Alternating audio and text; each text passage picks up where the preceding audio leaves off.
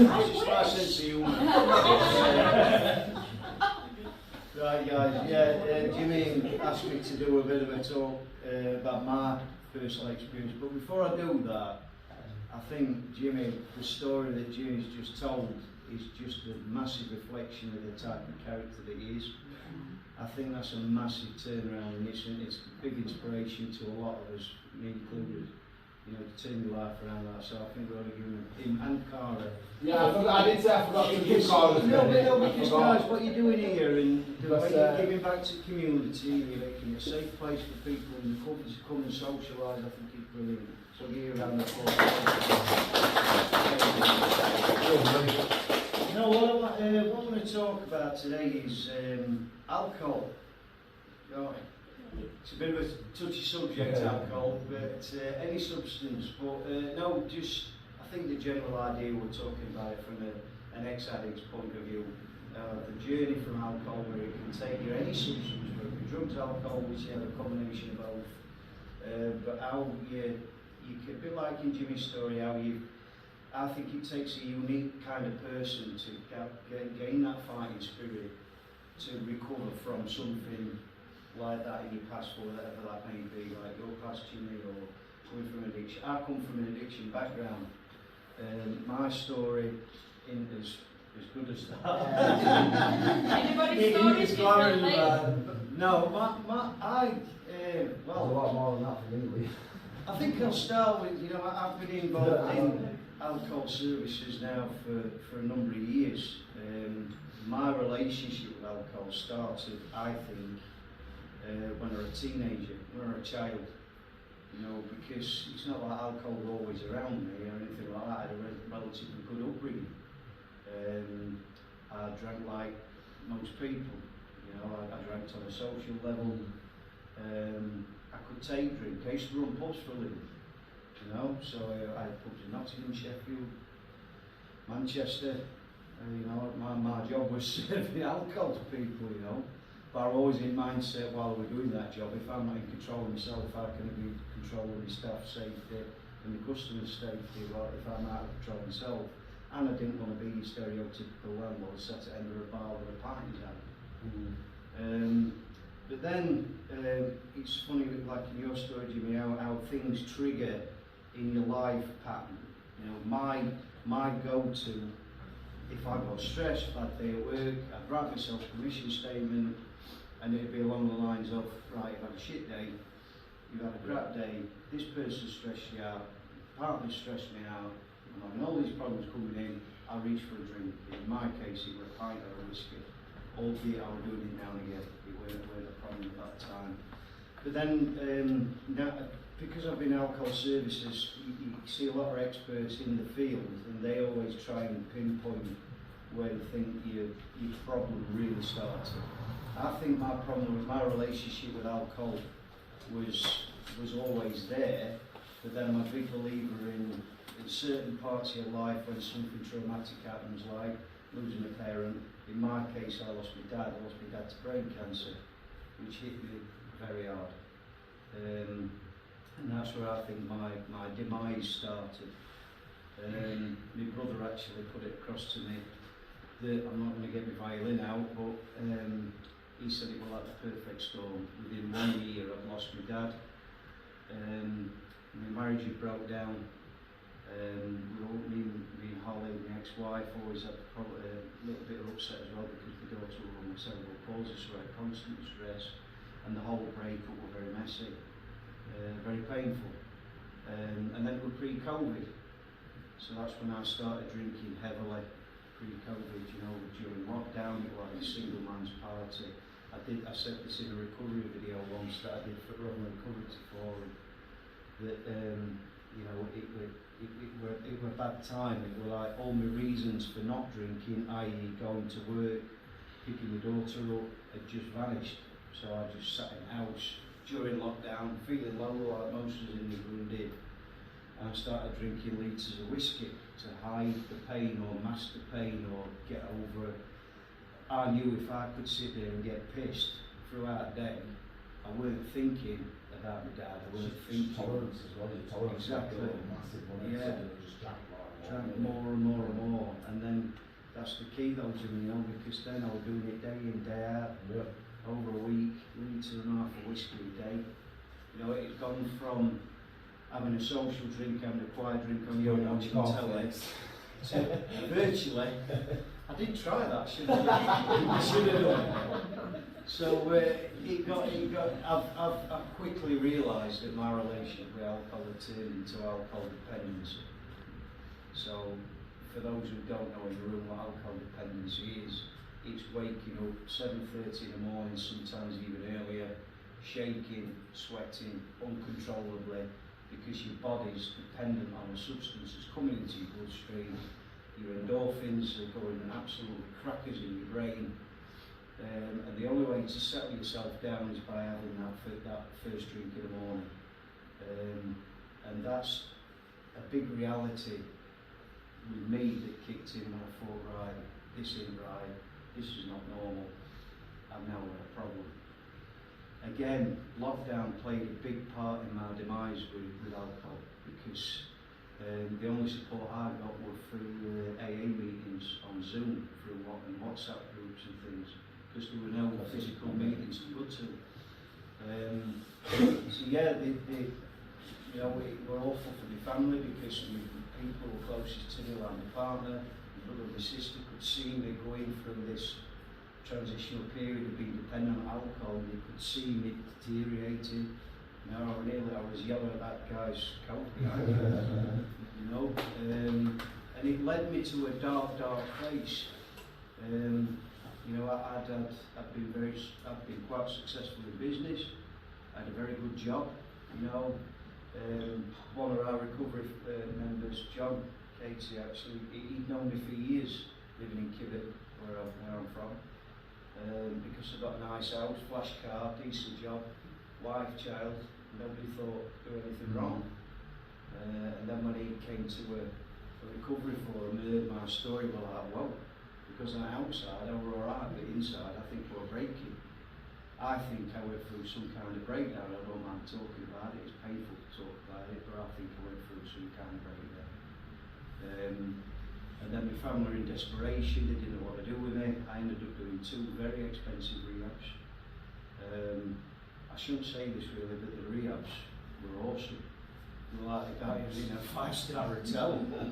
You know, but you go in, I mean, first day in rehab I went to, when I admit, that's the big thing, is like admitting you've got a problem and doing something about it.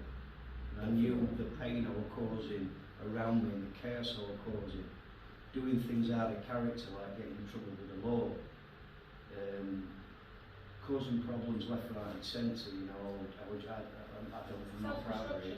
It's basically, it's self-sabotage. You don't care, do you know? You've got a void in your life and you're trying to fill that void with some form of substance, something that's going to fill the void and take your mind off what's happening. It's like putting a plaster over a cup. You're not getting to the root cause, you're just masking it with something else. And it led me down a dark path. So when I went into rehab, as I say, you go in looking like death warmed up, but after 10 days I come out looking fine. I put weight back on, I was doing physical fitness, I was eating properly, got a 24-hour shift. You know, and then you come out of rehab and your family's so desperate to see you succeed and do well and get your life back again. Your body's been fixed, but up here, it's still all over the place. Yeah, it's like, you know, it's like something blowing up in a microwave, it's still there. I now know it now, it's an old AA saying, but it's called fuck it switch. It's having that switch down. I know it's always been there, but I chose to press it, and I pressed it big time. Battling in and out of services, I went to change my live at Rotherham, which is now Rhodes, at drug and alcohol service. I got plenty of support. The help and support was there, but I never chose to access it. I knew I'd got a problem, but I just thought I'd be alright. And I'd go 3 and 4 months at a time, just clean time. And then something happened, major, in my life, a bit of stress, and I ended up relapsing. Even me and my brother had a conversation a few weeks ago, because it's hard for families to understand what you're going through. Because his question was to me, how come you go 4 months clean what clicks in your mind to then go and buy another bottle. And sometimes there's no answer to it. Yeah. It's like having an angel and a devil. Yeah. And sometimes that devil will win it over and you just end up in a shop buying a bottle. And that's what I did. The lowest point in my life where I'd gone from this success and everything and being alright on the outside, I ended up homeless, living in a car for 4 months. I got a roof over my head with the car. I ended up then being put into temporary accommodation, and then I had, because I was dependent, I did what an alcoholic should never do and never wise to do. I just stopped drinking. Now I know that it's not safe to do that. You've got to be controlled reduction to get off alcohol. Alcohol is really bad because your potassium levels drop. Your body goes into shock because it's not got it in. Your nerves and everything takes over. You get lack of thiamine, lack of vitamin B, and then you're in danger zone. And I was seriously in that. I went into Woodall services on M1. I knew I could go there to get a shower. Because you had showers in the toilets and even the lorry driving days. And I basically went in, got a shower, sat on the bench outside. I remember getting a cup of tea, and then next minute I'm waking up in Northern General Hospital. I had a seizure, face planted to the floor. Didn't know anything about it. 2 squatters picked me up and did an ambulance. Probably saved my life. So I wanted to know about it. Then it resulted in me having another seizure at home. On my own, a friend of mine by chance came and checked on me, so we were alright. Then you are heavily drink, so I got into this drinking culture of friends around me where I lived. And yes, Monday, I had a stroke. I went to, yes, I did, I had a seizure. They did something in A&E which they're not really doing now much. They decided to detox me there and then. So they admitted me from assessment ward straight on a ward and detox me. For those who don't know, when they detox you, they bring you back to life in a way, and they give you anti-tablets such as Librium, which Like bringing your blood. it's sort of like balancing endorphins and signals in your brain. Your body's got to have something to come off alcohol slowly. You start on a really high dose, and after 5 days it's reduced till day 5 where you're not on anything at all, and then you're just being monitored. But 3 days in, I remember waking up in hospital. Those 3 days were awful because I got alcohol delirium, I'd got things coming out of walls, I didn't know where I were, I were angry, I was thrashing out, I were in a pretty bad way. I remember looking in the mirror before I went into hospital, as I said, with yellow as that guy's coat. Red eyes, for my eye, I only weighed 11 stone, which is low, painfully low. I woke up, I had a massive headache, projectile vomited, and then the next minute I know I'm waking up and I couldn't move my whole left hand side. My whole left hand side had gone, my speech had gone. Yeah, it were tough, it were awful. Very scary. Very scary, and I got a guy telling me, that I might not come back from that. I'd heard the warnings, but did I choose to listen? No. I carried on doing what I was doing. I used to go into regular hospital visits, come out, book angular out, walk off to the shop, find the next bottle, so that's all you're bothered about. And that's what the awful thing about alcohol is, or any substance, is it's such a selfish illness. It picks you up, it gives you a nice warm feeling, you forget about your problems, but it's so selfish because I knew what we're doing. I knew I were hurting my family, I knew I were hurting my daughter, I wanted to see my daughter, I didn't want her lasting memory being me in that mess. It was, and being told that you might not walk again, being told you might be wheelchair bound for the rest of your life, that's a sobering thought in itself. Plus, my first day of physio, I always remember it. It's only then when I realised how tall I were, because I've been laid for 3 months, and physios had to literally stand me up, and I was like that. Whoa, I didn't realise how tall I was. Because it was like having vertigo, it was horrible. alongside the first exercise that they did with me in physio, lifting counters on Connect 4, and I couldn't do that. My left arm, all gone. You've got feeling in yours, haven't you? Yeah. Joe that's not. Joe's yeah, not, that's it. yeah. Yeah, that's it. Joe's got no feeling that. But yeah, it's been a long journey, but it's been a good one. But I knew that I couldn't carry on living that life, just uncontrolled chaos. And all you do is hurting yourself and everyone around you. You know, it's just like now, you know, I still feel guilt now watching my sister, because I lived with my sister for a bit, when I were on the reduction plan. You know, she were giving me brandy and whiskey measured so many times for a day, and I remember being in tears, like saying, you know, it's like I'm giving me poison. It's the impact. It's like my brother, you know, he struggled with it because he didn't fully understand it, and I think that's the part, and this is why I think that more needs to be done with family and friends, talk like this, to demonstrate to people the impacts that it has on. It's like being an addict is like throwing a stone in a pond. You're the stone, you're the selfish person, you're the one that's doing it all, and everything else around you couldn't be a shit about that, because you're just wanting that next hit. But it's the ripples that it causes in that pond, and that's the family, friends, and everybody else in the network around you. And society in general. And society. And the crime impact. Exactly, you know. So it's, but to come back from that, you know, I had two choices. Either come back from it or I don't. And that's where the fire comes in. You know, I had a reason to come back. I had a reason to be on. For some reason, somebody's put me back on this planet. You've got to give them some hope. I had hope is massive, Jimmy, because I've lost hope. Yeah. I run self-destruct, I was self-sabotage, filling a void, couldn't be in a shit about anything, and that's really hard for me to say now, because Daisy's my world, my daughter's my world.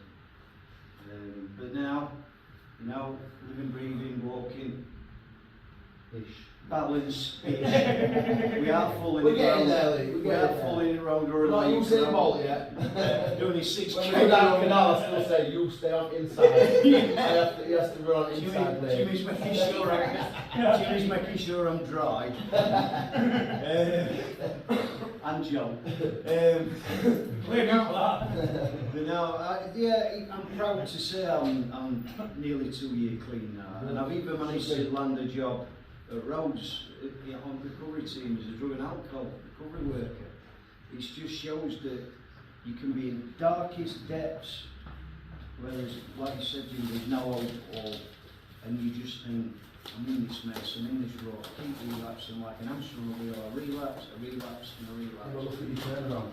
From that to no health at road. Well, I think the message I could say to any struggling addict, what I'd say to people is the sooner you accept that you've got a problem, the sooner you can do something about it.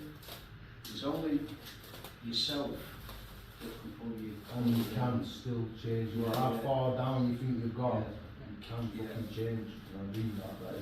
100%. People think you can't. You get carry on. Yeah, it might take you long. It's not easy to start going back up. Yeah. Sorry, No, you're right, Jimmy. Well, it's like it's not easy. It's not easy. Nobody can say it's It's easy. learning to cope with life on life's terms, you know, because I relied on that as a crutch for my stress and strain and anxiety for so long. But managing to deal with everyday life, stress, job, and everything, it's changing this. It's changing the mindset. Mindset is massive. Rachel helped changing my mindset a lot. Trust the fucking process. It's on a t-shirt. You know, she helped me fix this a bit. And it's, as an addict, when you keep relapsing, I think it's a case of, why are you doing that? Because you're only hurting yourself. You're only hurting yourself in the process and everybody else around you. Because you write yourself a mission statement and think, oh, shit day today, fuck it. So 6 months previous, I'm going to have another drink, go back square one. No, learn to cope with that. Is it hard to be around like alcohol and all? 'Cause I feel like I get the temptation, like I don't know how to explain it, but been in a similar situation, but I know it's stupid, it's all I mean. Like I couldn't physically just stop that because I've got no still at body. I'll sit there and think, I'm better than that. Or if I sit around with people that smoke, I'm like, oh, well, I like shit. The thing is, the way to look at it is, you know, whatever substance you're taking, there's no situation or problem that can be dealt with any better by clouding your judgment by substance, it would be alcohol, drugs, combination, both, whatever. I feel now I'm a lot better placed to deal with everyday stress in life without it. Judgment, Cannabis is one of the, you might think, oh, it's one of the worst judgment powers you can ever deal with. It fucks with your brain. Cannabis is bad. If just repeat, and instead it's people with different minds, weaker minds than other people, cannabis can really destroy a weak mind. Because it's that, you know, what does, you think the way you the way you think, the scenarios that go through your mind, the things that will never happen, you overthink everything, and it's an head fuck. It's what, it comes fast, you know, we all say, no, it's not that bad, but it actually is. Your motivation to do things, you know, like, yeah, you can be motivated in a way, oh, yeah, I can do something, but real tasks of life, you can't be arsed with, oh, fuck that, you brush everything under the carpet, that's what kind of. Suppose from a clinical point of view, we've all got like natural endorphins, receptors and serotonin levels. When you take any substance into your body, your brain starts going hard. But what we do now, we get it from exercise, clean living, eggs every day, every day, you know, that's I was it. going to say, I think though really you made a really important point, and something that maybe you did, Lee, was you filled your life, you filled that void with very positive, strategic things, right? You got up and went to the groups, you participated, you showed up for yourself in your own life, instead of wallowing in the whole. Yeah. What about you, with Roll, the perfect what you came to in that session? You'll have felt that thing getting that session. That's endorphin. That was endorphin. No, but I'm on about the high. You felt the high of it, and that's it, that you can't. And that's what I chase now. This exercise, I chase them endorphins. That's my life. And plus, I get endorphins now from helping people. It's not just me doing it anymore. My endorphins come from helping other people and being involved in filling that void. all this. You know what I mean? Yeah. It's filling that void. You know, it's accepting life and life too. And then she wants to get involved down here now as well, so she's giving herself something to get involved in and something to keep. But you asked me, didn't you? Did you ask me about how I felt about being around alcohol? I can walk in a pub now and it don't bother me. I can walk in. I do gigs, don't I? I do gigs, yeah. I'm around pubs all the time. I even got a bar by my brother. He has a pint. I wouldn't buy him a pint. But I know where it takes me. I know now. This is what I mean by the acceptance of it, because I know now where I thought I could get away with before. I know if I took top off a lager that much, I'd get the taste. Yeah. Or my brain would be like, oh, this is alright, and I'd be off. It'd be like butter and vampire. The way I look at it, alcohol now is if you've got a peanut allergy, you don't buy a jar of peanut butter. If you don't put diesel in a petrol car. And you've got a lot now riding, you've got to look at your job, your daughter, you've got a lot to lose now, a hell of a lot. Yeah. Lee, a lot of what you say, resonates with me. And I think what I find sad is that getting to the root cause, finding out why, it's painful. Yeah, it is. It's incredibly painful. It has to be done, yeah. To this day, I've not had an answer to a lot of the questions that formed from within. But again, the realisation that we've got a problem, accepting it, and then the investigating, it's incredibly painful. But again, you can't do it yourself. I've thought in the past I could do it myself, but I can't. Having the right people around you to bounce off is absolutely critical, because if you don't, there's more chance you're going to relapse. And when you do relapse, especially when you've invested so much effort and energy to stay on that path, you may not get another chance, because I felt like that in the past. I've kind of thrown everything that could possibly throw, the kitchen sink, the whole lot, to keep focused on recovery, and then boom, I go down. It's where you put yourself, like, so you sit in shit for long enough, you're going to stink of it, aren't you? As you surround yourself with those now, with this group now, aren't you? So you'll only ever get these vibes from them. You know what I mean? So that's what it is, Jack, honestly. You're surrounded by shit, you can't come out smelling the rose great, you know what I mean? It's just as blunt as that, basically. You've got to surround yourself with the right, because now, like what I do now, my day every day is I'm talking about good, positive things, helping people, doing this, doing that. There's no negative in my life now, no negative. Anyone comes through that bullshit, they get thrown out, mate. There's no negative. It's about changing your mindset. It's having a psychic shift. And the vibe around you. I've read this combo about people and vibes, you know what I mean? Psychic shift, Rachel. But then it takes complete honesty to come to that juncture. Honesty is massive. If you're not honest, you can't get to that state. You've got to become vulnerable. You know, so like, if I exactly, you know, if I was to turn around and justify misusing substances or drinking alcohol, I'm not there, I'm not ready yet. And the thing is, I don't know when the opportunity will present itself. Do you know these opportunities, they don't come around every day. Do you know, things have to fall into place.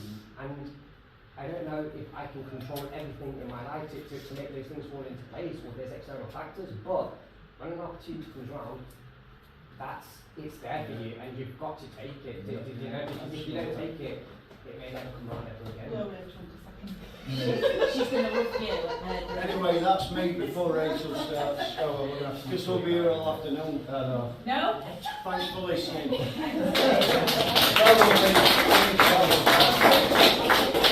One